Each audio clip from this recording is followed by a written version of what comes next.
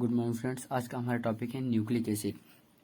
यह है nucleic acid की खोज फ्रेडरिक मिक्सचर ने पस सेल्स यानी कि मवाद कोशिकाओं में किया था। ये मवाद कोशिकाएं क्या होती है? पस सेल्स। ये मरी हुई WBC होती हैं। ठीक है, ये मरी हुई WBC होती है। फिर जो है इसके बाद एक वैज्ञानिक थे अल्टमान ने, इन्होंने जो इसका अध्ययन किया और फिर इन्होंने देखा कि ये अम्लीय प्रकृति का है। तो इसका सर्वप्रथम जो नाम न्यूक्लिक एसिड सर्वप्रथम नाम अल्टमान ने ही दिया था। तो ये भी एक क्वेश्चन बन सकता है कि सर्वप्रथम न्यूक्लिक एसिड किसने कहा? तो अल्टमान ने सर्वप्रथम इसे न्यूक्लिक एसिड कहा और कौशल ने इसकी रासायनिक संरचना दी थी। फिर कौशल ने इसका अध्ययन करने के बाद बताया कि यह 3 चीजों से मिलकर बना होता है। 3 चीजों से मिलकर बना होता है। न्यूक्लिक एसिड जो होता है ये 2 प्रकार का होता है। न्यूक्लिक एसिड ये जो होता है ये 2 प्रकार से, ये 2 भागों में होता है। न्यूक्लिक एसिड एक होता है DNA, एक होता है RNA। ठीक है, DNA RNA होता है। फिर इसके बाद इन्होंने बोला, कौशल ने जब इसका अध्ययन किया तो इन्होंने बोला कि जो है 3 चीज़ों से न्यूक्लिक एसिड मिलकर बनाता है। तो इसकी जो पहला है वो है पेंटोज शुगर। पेंटोज शुगर, ये पेंटोज शुगर क्या होता है? ये जो है ये 5 कार्बन से, जैसे 5 कार्बन के लिए पेंट आता है, 6 के लिए हेक्सा आता है, ऐसे ये पेंटोज शुगर है। तो इसके लिए इसका फार्मूला होता है C5H10O5 होता है। ठीक है, ये इसका फार्मूला होता है C5H10O5 होता है। पेंटोज शुगर 2 प्रकार की होती हैं। ये पेंटोज शुगर भी जो है 2 प्रकार की होती है। एक जो हमारी होती है पेंटोज शुगर, ये होती है राइबोज, ये हो गई राइबोज शुगर, ये हो गई डीऑक्सी राइबोज शुगर। अब राइबोज शुगर का फार्मूला जो होता है ये होता है C5H10O5 होता है। ये किसका होगा? ये है राइबोज शुगर का फार्मूला।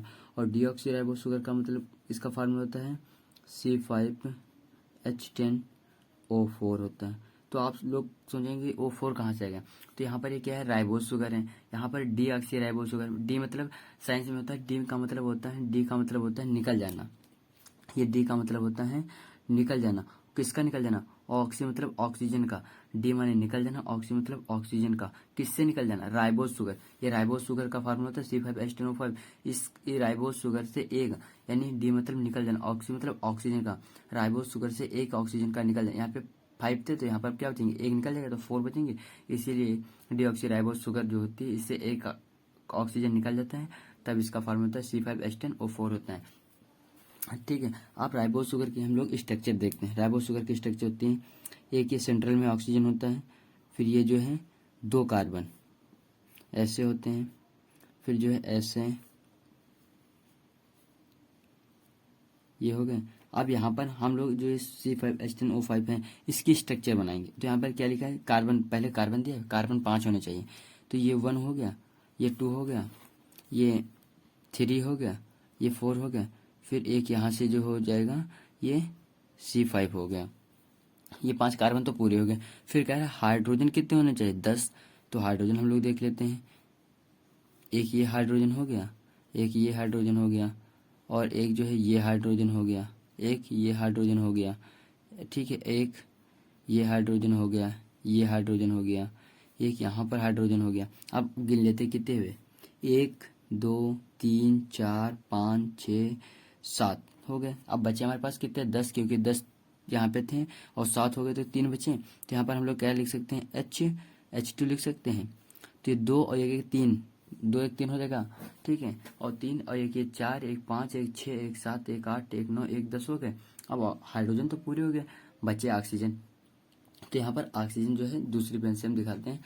ये ऑक्सीजन 5 है, एक ये फर्स्ट यहाँ पर हो गया, ये सेकंड हो गया, ये थर्ड हो गया, ये फोर्थ हो गया, और एक यहाँ पर ऑक्सीजन हो जाएगा। तो कितने? 5 ऑक्सीजन हो गए, यानी कि C5H10O5। ये हमारी पूरी राइबोज शुगर का स्ट्रक्चर पूरा होगा। अब देखेंगे हम लोग डीऑक्सी राइबोज शुगर का फॉर्म स्ट्रक्चर। तो एक सेंट्रल में ऑक्सीजन हो गया, पूरी स्ट्रक्चर वैसे ही बनेगी। ये कार्बन लगा और ये कार्बन 2 है, ये 2 कार्बन हो गए, फिर यहाँ से एक कार्बन होगा, 1 2 3 4 ये 5 कार्बन हो गए। हाइड्रोजन 10 हैं तो हाइड्रोजन भी यहाँ पर 10 दिखाएंगे। ये देखिए ये हाइड्रोजन जो है 10 हैं तो हाइड्रोजन भी उसी की तरह 10 दिखाएंगे। ये हाइड्रोजन जो है 10 दिखाएंगे। ये देखिए अब ये कितने 1 2 3 4 5 6 7 हो गए। अब 3 बचे ना तो यहाँ पर क्या लिखेंगे H2H लिखेंगे। तो दो ये हो गया, एक ये 3 हो गया, फिर एक ये 4 1 5 1 6 1 7 1 8 1 9 1 10 हो गया। हाइड्रोजन तो हमारे पूरे हो गए। फिर लिखा ऑक्सीजन, यहाँ पे ऑक्सीजन 5 थे, यहाँ पर ऑक्सीजन 4 है। हम फिर बता दे रहे हैं यहाँ पर 5 ऑक्सीजन थे, यहाँ पर 4 ऑक्सीजन क्यों है? क्योंकि यहाँ पर लिखा ये राइबोस शुगर थी और इसमें लिखा है डी ऑक्सी राइबोस शुगर, यानी कि राइबोस शुगर ये हो गई। डी का मतलब निकल जाना, ऑक्सी मतलब ऑक्सीजन का, किससे निकल जाना? राइबोस शुगर से एक ऑक्सीजन का निकल जाना। तो यहाँ पर 5 ऑक्सीजन थे तो यहाँ पर एक ऑक्सीजन निकल जाएगा तो 4 बचेंगे। तब यहाँ पर जो ऑक्सीजन देखते हैं, एक ये हो गया ऑक्सीजन, एक ये कितने हो गए 2 हो गए, एक ये 3 हो गया, ठीक है, एक ये 4 हो गया। अब यहाँ पर देखिए इसमें इस स्ट्रक्चर में देखिए यहाँ पर एक ये देखिए लगा था ऑक्सीजन, यहाँ पर एक जो है ऑक्सीजन निकल गया। तो कितने बचे 1 2 3 4 बचे। अभी हमारी स्ट्रक्चर पूरी हो गई, ये हो गई। अब इसके बाद बात करते हैं, ये पेंटोस शुगर तो हमारी हो गई। अब इसके बाद दूसरा आता है नाइट्रोजनस बेस। ये यानी कि कोसले ने बताया था कि जो न्यूक्लिक एसिड होता है वो 3 चीज़ों से मिलकर बना होता है। फर्स्ट न्यूक्लिक एसिड, सेकेंड जो हमारा है ये है नाइट्रोजनस बेस। तो अब नाइट्रोजनस बेस के बारे में देखते हैं। नाइट्रोजनस बेस ये क्या होता है? नाइट्रोजन बेस को हम लोग कहेंगे हिंदी में नाइट्रोजनी क्षार। नाइट्रोजनी क्षार, ठीक है। नाइट्रोजनी क्षार जो होते हैं ये होते हैं 2 प्रकार के, ठीक, ये होते हैं 2 प्रकार के। पहला जो है प्यूरिन नाइट्रोजनस बेस, NB लिख दिया यानी कि समझ आया नाइट्रोजनस बेस। और एक होता है प्रिमिडीन नाइट्रोजनस बेस, ठीक है। अब ये क्या होता है? ये नाइट्रोजन बेस 2 प्रकार के होते हैं, एक होता है प्यूरिन नाइट्रोजन बेस, एक होता है पिरिमिडीन नाइट्रोजन बेस। ये जो प्यूरिन नाइट्रोजन बेस था ये होता है डबल रिंग, यानी कि ये हो गया डबल रिंग। इसमें क्या 2 वलय होते हैं। और ये कैसा होता है? सिंगल रिंग का होता है, यानी कि ये 1 वलय का होता है, ये 2 वलय का होता है। अब 2 वलय क्या होता है ये देख लेते हैं। हम लोग जानते हैं कि जो स्ट्रक्चर होती है सेल की वजह से होती है, ठीक है। ये यहाँ पे कार्बन, ये कार्बन होता है, ये ऐसे कुछ इस प्रकार से जो होती है ये होती है हमारी सेल की। ये होता है यहाँ पर 1 कार्बन होता है, यहाँ पर 1 2 3 4 5 6 होती है। अब लेकिन यहाँ डबल है यानी डबल रिंग, यानी कि 2 वलय है ना, तो एक ये हो गया, एक ये हो गया, ऐसे ये कुछ इस तरीके से होता है डबल स्ट्रक्चर, यानी कि डबल रिंग, यानी कि 2 वलय है ना, तो इसकी प्यूरिन की ऐसे डबल स्ट्रक्चर होगी।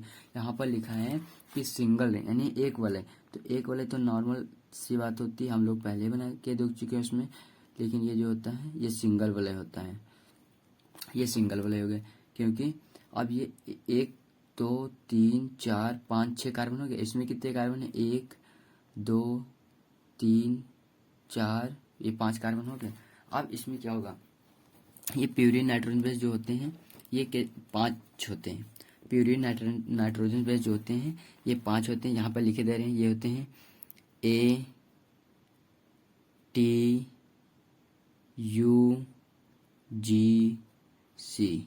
ये 5 नाइट्रोजनस बेस होते हैं, ठीक है। ये हो गया एडेनिन, थायमीन, यूरेसिल, ग्वानिन और cytosine. Adenine, thymine, U for uracil, G for guanine और सी फॉर साइटोसिन होता है। ये 5 नाइट्रोजन बेस होते हैं, ठीक है। अब प्यूरिन नाइट्रोजन बेस जो होते हैं ये 2 होते हैं। इसमें प्यूरिन नाइट्रोजन बेस जो होते हैं ये 2 होते हैं, ये होता है 2 होते हैं, ठीक है। एक हो गया ए और एक हो गया जी। प्यूरिन नाइट्रोजन बेस केवल 2 होते हैं, ए फॉर एडेनिन और जी फॉर ग्वानिन होते हैं।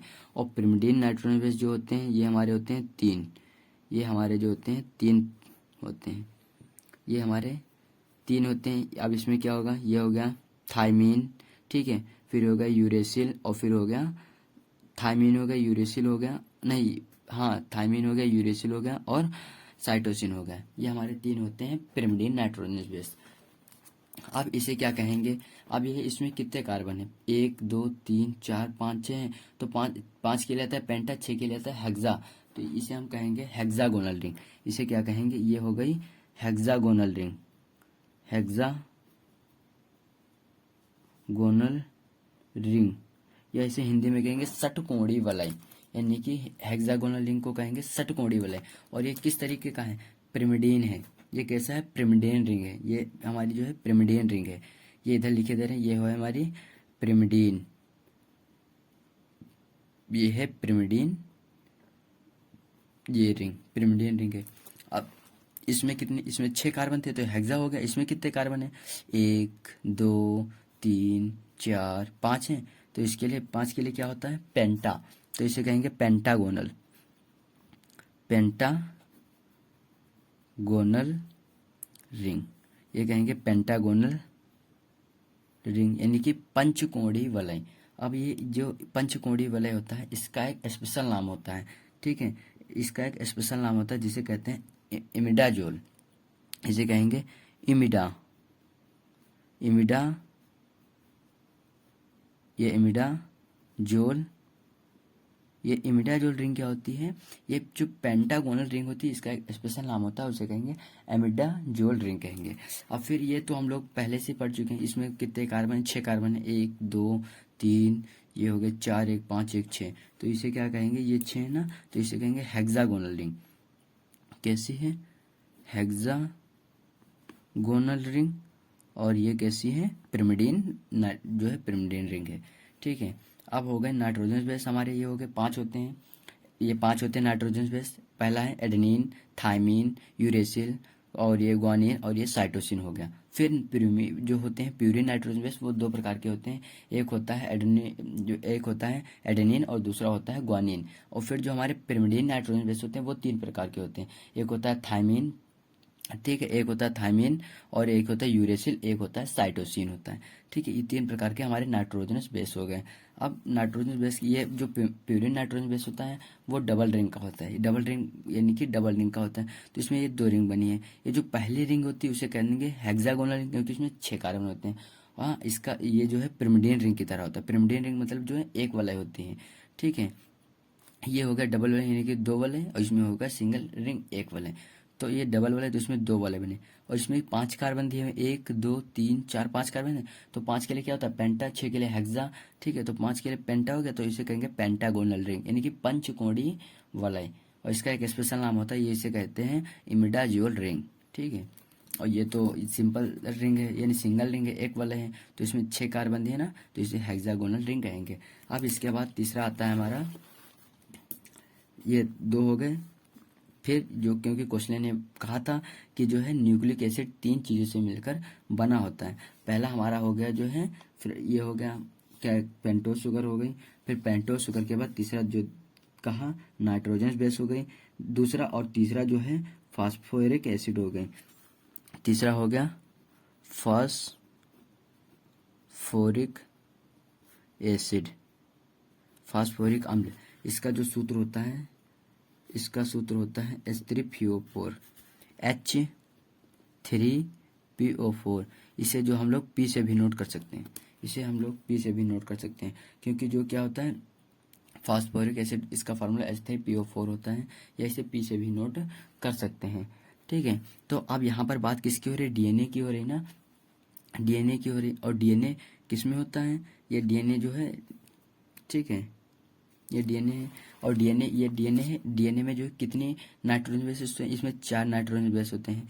ए होता है, और ये तुम्हारा टी होता है, जी होता है, और सी होता है। इसमें 4 नाइट्रोजन बेस होते हैं, ठीक है। Adenine, thymine, guanine, cytosine. और इसमें आरएनए में क्या होता है? थायमीन की जगह यूरेसिल लगा होता है। तो यहाँ पर क्या हो जाएगा? ए हो जाएगा, यू हो जाएगा, और जी हो जाएगा, और सी हो जाएगा। तो ये जो डीएनए होता है, ये क्या होता है? एक, ये 4 प्रकार के होते हैं। एडेनिन और थायमीन, ग्वानिन और साइटोसिन होता है। और आरएनए में क्या होता है? थायमीन की जगह जो होता है यूरेसिल होता है। तो यहाँ पर हम लोग ये बात करें डीएनए की। तो डीएनए क्या है? डीएनए एक पॉलीमर है। क्या है? डीएनए है, डीएनए एक पॉलीमर पॉलीमर है। पॉलीमर है मतलब बहुलक। बहुलक, पॉलीमर को हिंदी में कहेंगे बहुलक है। ठीक है, अब पॉलीमर क्या है? बहुलक है। ठीक है, पॉलीमर क्या है? हमारा बहुलक है। अब ये फास्फोरिक एसिड है H3PO4। तो डीएनए पॉलीमर बहुलक है। ठीक है, तो डीएनए क्या होता है? डीएनए पॉलीमर बहुलक है। ठीक है, अब इसमें कितने नाइट्रोजन बेस होते हैं? 4 होते हैं। ए होता है, टी होता है, जी होता है और सी होता है। अब ये पॉलीमर जो होता है, पॉलीमर क्या होता है? अब बात यहाँ पर है पॉलीमर क्या होता है। तो यहाँ पर जैसे एक ये होगा, एक ये, एक ये, एक ये, एक ये, यानी छोटे छोटे अणुओं को जोड़कर एक जो है क्या, छोटे छोटे अणुओं से मिलकर एक जो बन छोटे छोटे अणुओं से मिलकर जो बनता है उसे पॉलीमर कहते हैं। ठीक है, और ये छोटी छोटी चेन का बनना ही क्या कहलाता है? पॉलीमराइजेशन, यानी कि बहुलीकरण कहलाता है। छोटे छोटे अणुओं का मिलकर एक बड़े बहुलक का यानी कि बनना क्या कहलाता है? पॉलीमराइजेशन। और जो बड़ा पदार्थ बनता है बहुलक उसे कहेंगे, यानी कि जो बड़ा पदार्थ बनता है उसे कहेंगे बहुलक। ठीक है, तो इसमें जो होते हैं 4 होते हैं, ATGC होते हैं। फिर अब अगर एक डीएनए का पॉलीमर, तो इसका एक जो है मोनोमर भी होगा।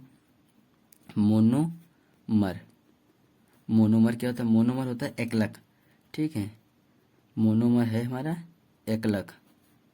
एकलक क्या होता है? ये बहुलक हो गया, तो इसका एकलक क्या होगा? न्यूक्लियोटाइड होता है। ठीक है, यानी कि डीएनए का पॉलीमर है। डीएनए क्या है? पॉलीमर है। यह एक जटिल संरचना है। ठीक है, यह एक जटिल संरचना है जो 3 चीजों से मिलकर, यानी डीएनए की बात हो रही ना, तो डीएनए 3 चीजों से मिलकर बना होता है। एक तो शुगर हो गई। ठीक है, एक शुगर हो गई, और एक नाइट्रोजन बेस हो गया, एक फॉस्फेट हो गया। तो अब हम लोग देखते हैं कि क्योंकि यहाँ पर डीएनए की बात कर लेते हैं। अब आ जाए क्वेश्चन डीएनए तथा आरएनए में अंतर लिखे, तो हम लोग पहला अंतर ये लिखेंगे कि अभी कोई आपसे पूछ ले कि डीएनए को डीएनए क्यों कहते हैं, आरएनए को आरएनए क्यों कहते हैं, तो यहाँ पर इसका जो है आंसर आप ऐसा दे सकते हैं कि डीएनए का पूरा नाम होता है डीऑक्सीराइबोस न्यूक्लिक एसिड। आरएनए का पूरा नाम राइबो न्यूक्लिक एसिड होता है। ये फर्स्ट हो गया। फिर सेकंड क्या होगा? डीएनए में डीऑक्सीराइबोस जो है शुगर पाई जाती है। डीएनए में कौन सी शुगर होती है? डीऑक्सीराइबोस शुगर होती है। और आरएनए में कौन सी शुगर होती है? राइबोस शुगर होती है। फिर अब इसका थर्ड हो जाएगा, ये जो होता है डीएनए में थायमिन जो होता है यूरेसिल मिला होता है, और आरएनए में थायमिन की जगह जो डीएनए में जो होता है थायमिन नाइट्रोजन बेस होता है, और आरएनए में थायमिन की जगह यूरेसिल, ये होता है यूरेसिल नाइट्रोजन बेस पाया जाता है। ठीक है, ये हो गया। अब इसके बाद ये, क्योंकि ये बहुत जटिल प्रक्रिया है। ठीक है, डीएनए एक पॉलीमर बहुलक है, यानी कि बहुलक क्या होता है? छोटे छोटे अणुओं से मिलकर जो एक बड़ी बड़ी चीज बनती है उसे बहुलक कहते हैं। और छोटे छोटे अणुओं का मिलना ये कहलाता है पॉलीमराइजेशन, यानी कि बहुलीकरण कहलाता है। पॉलीमराइजेशन को हिंदी में कहते हैं बहुलीकरण। फिर एक जब ये पॉलीमर है तो इसका एक मोनोमर भी होगा। मोनोमर क्या होता है? न्यूक्लियोटाइड, ये हो गया न्यूक्लियोटाइड। अब न्यूक्लियोटाइड क्या होता है? ठीक है, तो न्यूक्लियोटाइड में क्या होगा? एक शुगर प्लस एक नाइट्रोजनस बेस प्लस एक फास्फेट मिलकर जो बनता है उसे कहते हैं न्यूक्लियोटाइड। न्यूक्लियोटाइड कहेंगे। ठीक है, अब एक शुगर प्लस एक नाइट्रोजन बेस प्लस एक फास्फेट बनके क्या बनता है? न्यूक्लियोटाइड बनता है। तब यहाँ पर हम लोग देखते हैं, अब यहाँ पर ये कौन सी, अब यहाँ पर अगर जो जैसे बात करते हैं मोनोमर डीएनए है, तो इसमें हम लोग पहले से पता चल जाएगा कौन सी इसमें शुगर होगी, डीऑक्सीराइबोज शुगर होगी। तो यहाँ पर हम लोग ये बना लेते हैं, ये डीऑक्सीराइबोज शुगर होगी। ठीक है, ये डीऑक्सीराइबोज शुगर होगी, डीऑक्सीराइबोज शुगर होगी। ठीक है,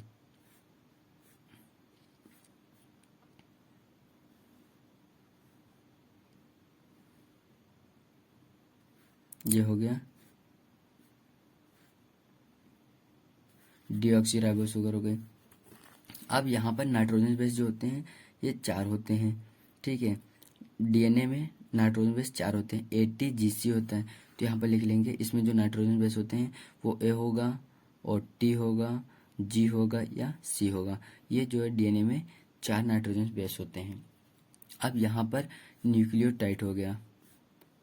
अब यहाँ पर एक ये क्या है, शुगर है ना, एक शुगर और एक ये, यानी कि डीएनए ये क्या है, एक राइबोस शुगर के पहले कार्बन से, ये पहला कार्बन है, ये दूसरा कार्बन है, ये तीसरा कार्बन है, ये चौथा कार्बन है, ये पांचवा कार्बन है हमारा। तो यहाँ पे क्या होगा, यानी कि एक ribose sugar, deoxy ribose sugar के पहले कार्बन से, डीऑक्सी राइबोस शुगर के पहले कार्बन से यदि कोई एक नाइट्रोजनस बेस जुड़ जाता है तो उसे कहेंगे न्यूक्लियोसाइड। अब न्यूक्लियोसाइड क्या होता है, न्यूक्लियोसाइड होता है जब एक शुगर, यानी कि न्यूक्लियोसाइड होता है, यहाँ पे लिखे दे रहे हैं, न्यूक्लियोसाइड होता है एक शुगर प्लस एक नाइट्रोजनस बेस, तब जो होता है उसे कहते हैं न्यूक्लियोसाइड। न्यूक्लियोसाइड क्या होता है, यानी कि न्यूक्लियोसाइड में क्या होता है, एक शुगर प्लस एक नाइट्रोजन बेस। अब इसमें से ये 4 नाइट्रोजन बेस होते हैं, इसमें से कोई भी एक लग सकता है, ए लग जाएगा या टी लग जाएगा या जी लग जाएगा या सी लग जाएगा। यानी कि डीऑक्सीराइबोस शुगर के पहले कार्बन से जब कोई एक नाइट्रोजनस बेस जुड़ जाता है तो उसे कहेंगे न्यूक्लियोसाइड, कहेंगे न्यूक्लियोसाइड कहते हैं। ठीक है। अब अगर जो ऐसे ही ये क्या है, ये डीऑक्सीराइबोस शुगर है, इसके पहले कार्बन से जब कोई एक नाइट्रोजन बेस जुड़ जाता है, जब जुड़ जाता है, यानी कि यहाँ ये जो है पहले डीऑक्सीराइबोस शुगर के पहले कार्बन से, ठीक है, जब डीऑक्सीराइबोस शुगर के पहले कार्बन से कोई एक नाइट्रोजनस बेस जुड़ जाता है तो उसे क्या कहेंगे, न्यूक्लियोसाइड। अब ये न्यूक्लियोसाइड कितने, 4 प्रकार के होते हैं। अब ये न्यूक्लियोसाइड 4 प्रकार के होते हैं। ठीक है। तो अगर जो डीऑक्सीराइबोस शुगर के पहले कार्बन से ए जुड़ गया तब इसे क्या कहेंगे, हम लोग कहेंगे इसे डीऑक्सीराइबोस शुगर के, अगर जो पहले कार्बन से एक ए जुड़ गया, मान लिया ए जुड़ गया, तब इसे क्या कहेंगे, ये जैसे ए जुड़ गया तब इसे कहेंगे हम लोग डीऑक्सी एडनो कहेंगे इसे। अगर जो पहले कार्बन से जुड़ गया, यानी कि ये क्या, न्यूक्लियोसाइड 4 प्रकार के होते हैं। अगर जो क्या हुआ, ribose sugar, deoxy ribose sugar के पहले कार्बन से अगर जो ए जुड़ गया तब इसका नाम क्या हो जाएगा, इसका नाम हो जाएगा डी ऑक्सी। ये डीऑक्सी यहाँ से डीऑक्सी राइबोस शुगर से ले लिया, फिर यहाँ पर क्या जुड़ा है, एडेनो, यानी ए जुड़ा है तो इसका नाम क्या होता है, एडेनोसिन, यानी एडेनो। ठीक है। तो यहाँ पर क्या होगा, डीऑक्सी एडिनो। ठीक है। अब यहाँ पर एडेनो होगा, अब यहाँ पर ए जुड़ा है ना, ए नाइट्रोजन बेस होता है तब एडेनो। अब यहाँ पर सीन, जैसे अभी हम लगा देते हैं, ठीक है, एडेनोसिन लगा दिया। लेकिन अब ये जो होता है यहाँ पर हम लोग देख लेते हैं, ये जो प्यूरिन नाइट्रोजन बेस होते हैं, ठीक है, ये 2 प्रकार के होते हैं। एक हो गया ए, यानी कि एडेनिन, और ये दूसरा हो गया ग्वानिन हो गया। ठीक है। अब इसके सफिक्स में लगाते हैं हम लोग सीन, इसके सफिक्स में लगाते हैं सीन। अब सफिक्स क्या होता है, यानी कि जो पीछे लगाया जाता है ना उसे कहते हैं सफिक्स।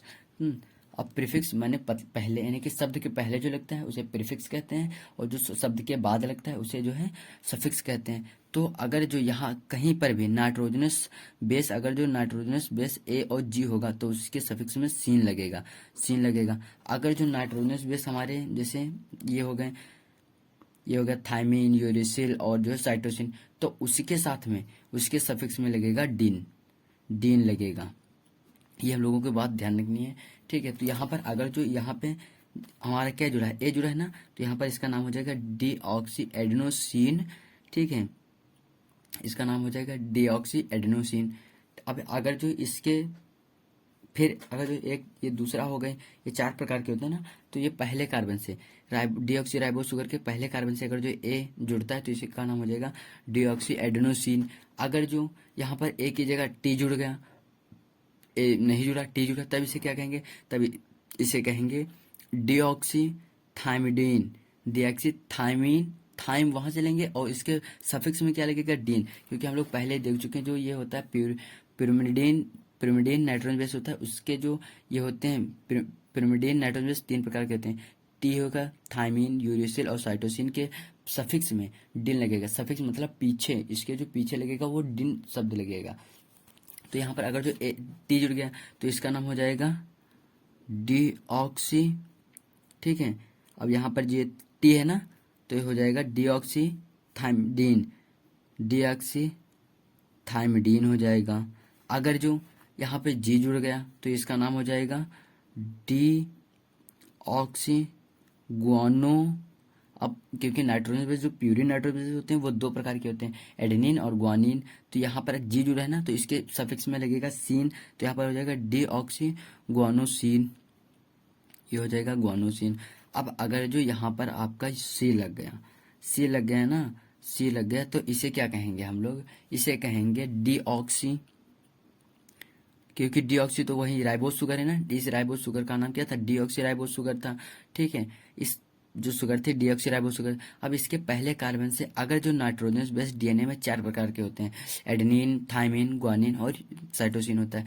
अगर जो इसके कार्बन से आप साइटोसिन जुड़ गया तब इसे क्या कहेंगे, डीऑक्सी साइटो। अब ये जो है ये पिरिमिडीन नाइट्रोजन बेस है, तो इसके पीछे डीन लगेगा।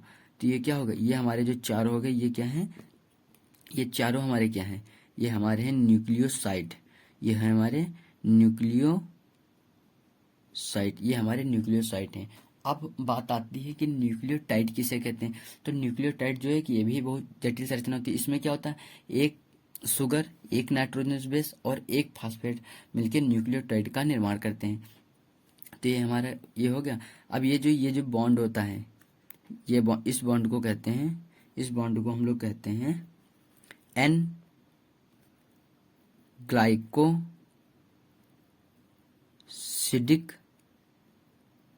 बॉन्ड, इसका नाम होता है एन ग्लाइकोसिडिक बॉन्ड। ये जो बॉन्ड होता है यानी कि डीऑक्सीराइबोज शुगर के पहले कार्बन से एडेनिन जिस बॉन्ड से जुड़ता है उसे कहेंगे एन ग्लाइकोसिडिक बॉन्ड कहते हैं। ये एन ग्लाइकोसिडिक बॉन्ड हो गया। फिर अब इसके बाद आता है न्यूक्लियोटाइड किसे कहते हैं। तो एक ये क्या हो गया, एक हमारा जो है वो बन गया, हमारा एक जो है मोनोमर बन गया। फिर ऐसे क्या होगा, एक दूसरा बनाएंगे, ये देखिए, ठीक है, ये एक कार्बन हो गया, एक ये दो, एक ये तीन, ये सॉरी, ये ऐसे बनेंगे। अगर जो ये तिरछा नहीं होंगे तो जो है ये गलत मान लिया जाएगा। ठीक है, यहाँ पर हाइड्रोजन जोड़ देंगे। ठीक है, ये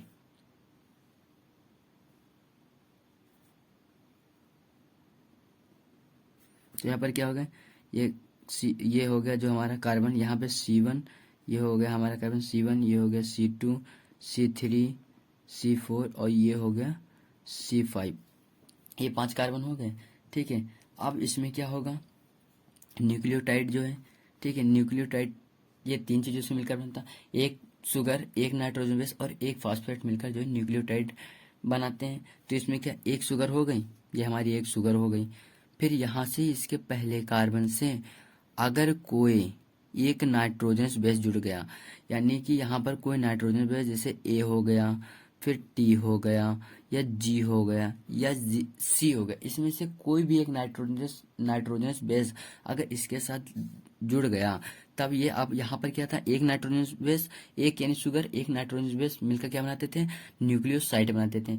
अब क्या होगा, इसमें जो है एक नाइट्रोजन बेस, एक न्यूक्लियोसाइड, एक नाइट्रोजन बेस और एक शुगर बना के ये न्यूक्लियोसाइड बनाते थे। अब यहाँ क्या होगा, यानी कि पहले डीऑक्सीराइबोज शुगर के तीसरे कार्बन से, डीऑक्सीराइबोज शुगर के तीसरे कार्बन से, और यहाँ पर डीऑक्सीराइबोज शुगर के 5वें कार्बन से, ये 5वें कार्बन से एक यहाँ पर क्या फास्फेट जुड़ जाएगा, ये हमारा जो जुड़ गया फास्फेट।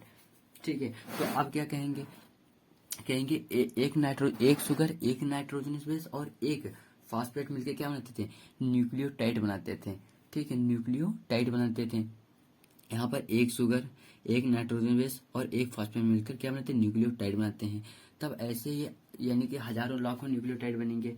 ठीक है, तब ये जो यहाँ पे बनेगा, यहाँ पर क्या लगा फास्फेट, तो इसे हम क्या कहेंगे, ये दो हैं, एक इस बॉन्ड से जुड़ा, एक इस बॉन्ड से, तो दो है, तो इसे क्या कहेंगे, ये हमारा फास्फेट है। अब ये दो बॉन्ड है तो क्या लिखेंगे, ये दो है ना, तो इसे लिखेंगे फास्फेट।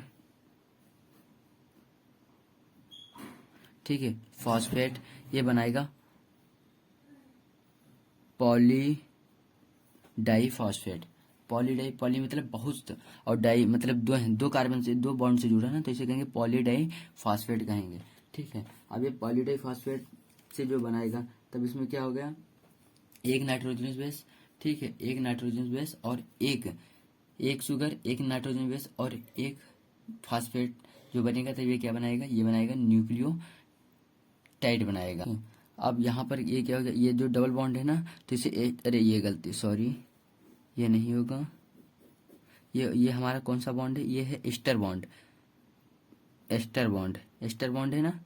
तब अब यहाँ पर क्या है, दो हैं बॉन्ड ना, एक ये इधर, यानी कि पहले डीऑक्सीराइबोस शुगर के तीसरे कार्बन से और जो डीऑक्सीराइबोस शुगर के पांचवें कार्बन से ये डबल बॉन्ड जुड़ा है ना, तो इसे कहेंगे डाई। ठीक है, डाई कहेंगे। अब ये क्या फास्फेट जो होता है, इसे क्या कहेंगे,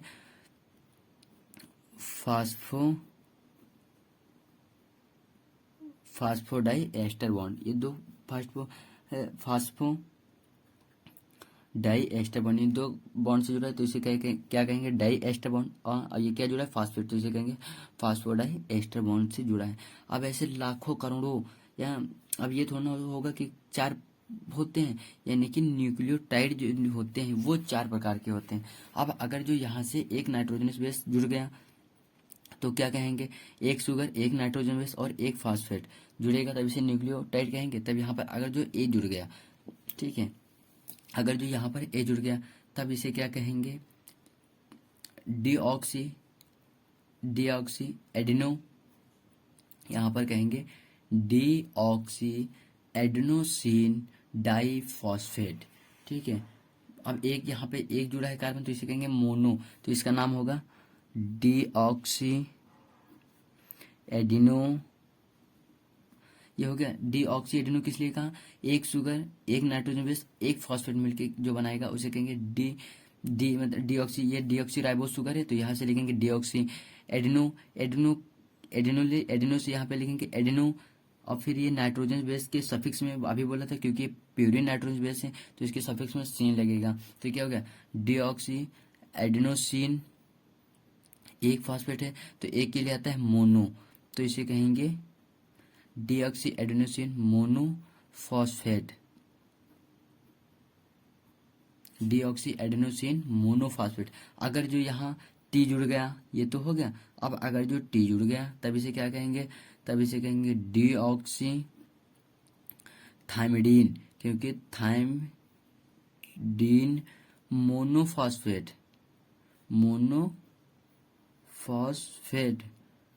क्योंकि आप लोग पहले बता चुके हैं, क्योंकि जो ये होते हैं टी और यू और सी, यानी कि थाइमीन, यूरिसिल और साइटीन जो होते हैं, ये होते हैं यानी कि पिरिमिडीन नाइट्रोजनस बेस होते हैं।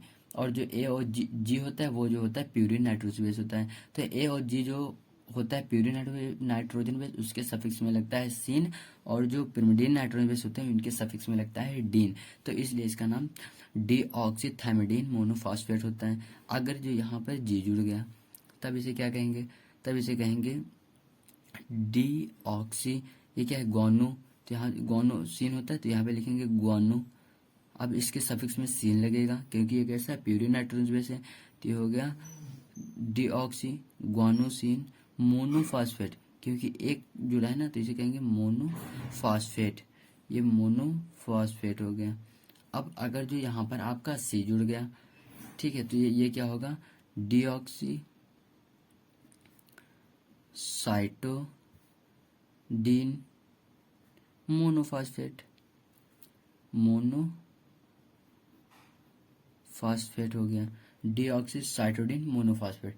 अब यानी कि जो होते हैं न्यूक्लियोसाइड, वो भी चार प्रकार के होते हैं और न्यूक्लियोटाइड भी चार प्रकार के होते हैं, लेकिन ये कितने हैं, यानी कि बहुत सी संख्या, हजारों लाखों जुड़ेंगे। तो ये आप जब हजारों लाखों जुड़ेंगे फॉस्फेट, ऐसे ही एक, यानी कि एक नाइट्रोजन बेस, ये राइबोस शुगर इतनी, ये क्या हो गई, एक ये राइबोस शुगर हो गई, ये एक राइबोस शुगर, ठीक है। और ये जो हमारा होगा एक राइबोस शुगर, ये हो गए, प्लस एक नाइट्रोजनस बेस प्लस एक फॉस्फेट मिलकर जो बनता है उसे कहते हैं न्यूक्लियोटाइड चेन, न्यूक्लियोटाइड। तो ऐसे जो बहुत से बनाएंगे तो उसे क्या कहेंगे, पॉलीन्यूक्लियोटाइड चेन। अगर जो ऐसे हजारों लाखों जुड़ते चले जाएंगे तो क्या बनाएंगे, पॉली न्यूक्लियो यानी कि पॉलीन्यूक्लियोटाइड, पॉलीन्यूक्लियो सॉरी, ये होगा पॉली न्यूक्लियोटाइड चेन बनाएंगे। ठीक है, पॉली पॉली मतलब बहुत सारे, और क्या जुड़े हैं, न्यूक्लियोटाइड है। ये क्या है सब, ये न्यूक्लियोटाइड है, क्योंकि न्यूक्लियोटाइड में 3 चीज़ें आती हैं। एक आता है, एक शुगर प्लस एक नाइट्रोजन बेस प्लस एक फास्फेट मिलकर एक न्यूक्लियोटाइड का निर्माण करते हैं। तो ऐसे लाखों हजारों न्यूक्लियोटाइड जुड़ते चले जाएंगे और क्या, एक चेन बना लेंगे, जिसे क्या कहेंगे, पॉली न्यूक्लियोटाइड चेन कहते हैं। अब जो है इसके आगे कल आप लोग इसके आगे वीडियो में देख सकते हैं, इसके आगे का आप लोग इसके आगे वीडियो में देख सकते हैं। धन्यवाद, और जो है ज़्यादा से ज़्यादा लाइक कमेंट शेयर और ज़रूर करें। धन्यवाद। अब इसके आगे वीडियो में मिलते हैं।